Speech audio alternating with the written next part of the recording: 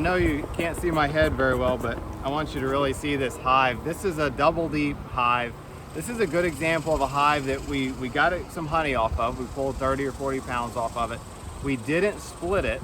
And so this is what I would consider just a good, healthy summertime hive. 2 deep boxes, has not been split. It's just good. I mean, you've got several frames in this top brood box that have good brood in it, and it's hard to tell. I mean, we often talk about summer brood, and that's where the brood just, especially in Texas, just gets a little spotty. The queen doesn't lay as much as she does in the spring, and they tend to lay around stores and around pollen and around nectar. And so we've got, some scatterings of capped brood here, but we've also got a lot of eggs and larvae that I'm really happy with. I'm not seeing a lot of stored pollen, but we are giving them pollen patty. And here's a good frame. So there's a good frame of capped brood.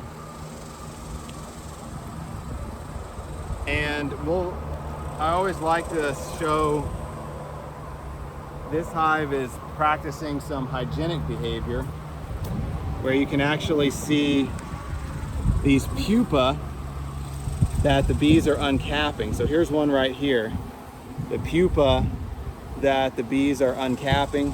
Let's see. And that's, due to varroa mites. Here's a couple more up here where the bees have begun to uncap those pupa that are infected with varroa mites. And so that's fairly common to see this time of year as those varroa mite populations increase. It's a good sign that your hive has hygienic practices, that have hygienic genetics, but it also means you've got varroa mites. So it's kind of a catch-22. It doesn't mean your hive's just going to take care of the problem on its own. It might, but when I see them starting to uncap those pupa kind of in that randomized pattern, then I definitely do a varroa mite test. And we did a varroa mite test on this hive a couple weeks ago, and it was very high with varroa mites, and so we've got our treatment in the hive. But this is a good hive. We've got our treatments in place. I've got a pollen patty on them.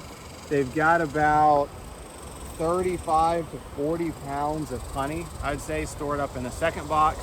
The bottom box is pretty full of bees.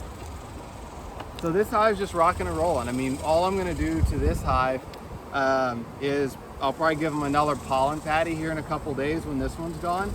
And then I'll pull these Apivar strips out after 40 days and do another varroa mite test and make sure it worked. And this hive ought to be great through the winter. So that's just a really good hive with no issues that should be an awesome hive next spring.